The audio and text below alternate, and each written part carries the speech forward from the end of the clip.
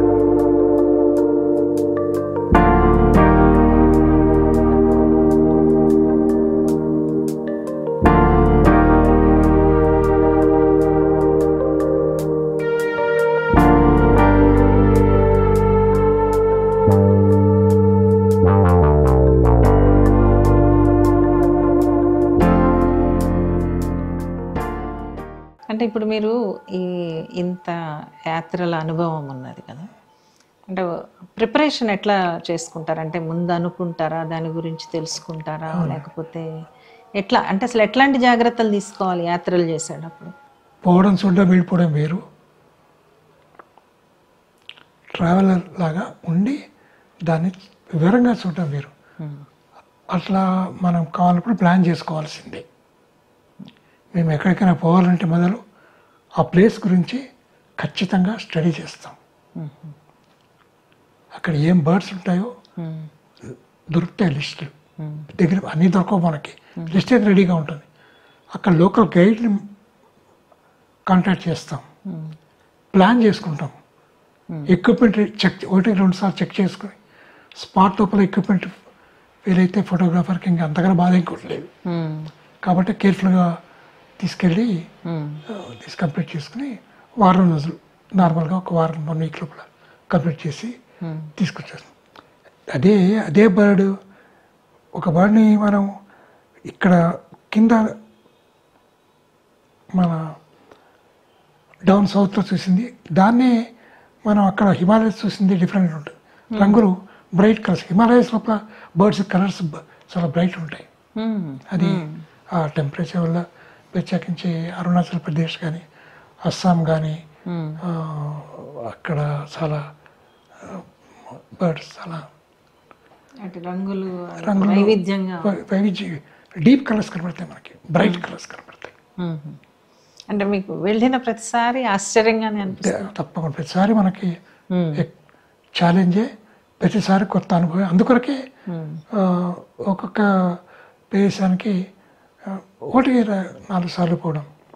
భువనేశ్వర్కి ఒక 100 కిలోమీటర్ల యువతల, ఏపీ బార్డర్లో, ఏపీ బార్డర్ కాదు కొంచెం భువనేశ్వర్ 100 కిలోమీటర్ యువతలే. ఇంకా ఒడిస్సాయి, అక్కడ చిల్కా లేక్ బాపత్ ఒక విలేజ్ ఉంది మంగళజోడి అని. మంగళజోడి దానికి ఒక హిస్టరీ ఉంది. అది ఓ ఫిషింగ్ విలేజ్. అక్కడ ఫిషర్మెన్ బర్డ్ పోచింగ్ చేసి అమ్ముకునేవాడు.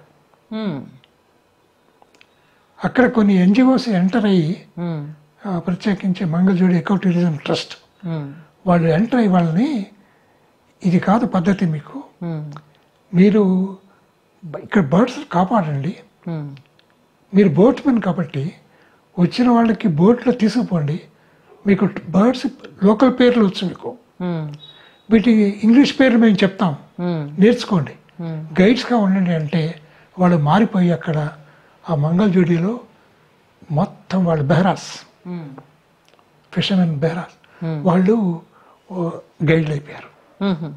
వాళ్ళే చెప్తారు, వాళ్ళు మంచి ఖచ్చితంగా చెప్తారు. కాదంటే ఇంగ్లీష్ పేరు చెప్తారు, పొరపాటు ఎప్పుడైనా పోవచ్చు, అది వేరే. కానీ మనతో కూడా పొరపాటు జరుగుతాయి. సైంటిఫిక్ నేమ్స్ చెప్పలేరు, వాళ్ళకి రాదు. ఇవి ఇట్లా అక్కడ ఇప్పటిదాకా 4 సార్లు వెళ్ళాం మంగళజోడి. మొన్న కూడా జస్ట్ 2 months బ్యాక్ కూడా నేను పోయి ఇచ్చాను మంగళజోడి. పోయినప్పుడల్లా బర్డ్స్ మనకి కనబడుతూ ఉంటాయి.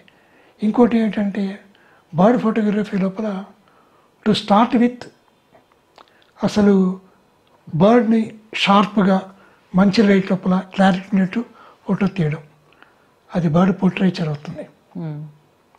పోర్ట్రేచర్ వరకు మొదలు ఛాలెంజ్ అదే, బర్డ్ పోర్ట్రేచర్, బర్డ్ మంచి ఫోటో తీయాలి అని. అలా తీసిన తర్వాత కొన్ని రోజులు తీసిన తర్వాత దీని నుంచి చేంజ్ వస్తుంది. యాక్షన్లో తీయాలి. యాక్షన్ అంటే ఫీడింగ్ తీయాలి, ఫ్లైట్లో తీయాలి, తర్వాత ప్లేన్ పట్టుకోవడంలో తీయాలి.